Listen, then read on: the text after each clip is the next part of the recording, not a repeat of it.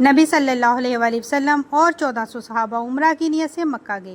اہل مکہ نے مسلمانوں کو مکہ میں داخل ہونے سے روک دیا۔ دونوں فریقین کے درمیان حدیبیہ کے مقام پر معاہدہ طے پایا۔ معاہدے کی شرائط تھیں کہ اس سال مسلمان عمرہ کیے بغیر واپس جائیں گے، اگلے سال عمرہ کرنے کی اجازت ہوگی۔ اگر کوئی قریشی مسلمان ہو کر مدینہ آ جائے تو واپس کیا جائے گا، مگر اگر کوئی مسلمان مدینہ چھوڑ کر مکہ جائے تو واپس نہیں کیا جائے گا۔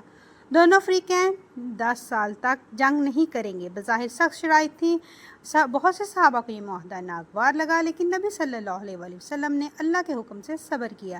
حضرت عمر نے بھی سوال کیا، کیا ہم حق پر نہیں، پھر یہ شرطیں کیوں؟ نبی صلی اللہ علیہ وآلہ وسلم نے فرمایا، میں اللہ کا رسول ہوں اور اللہ مجھے کبھی ضائع نہیں کرے گا۔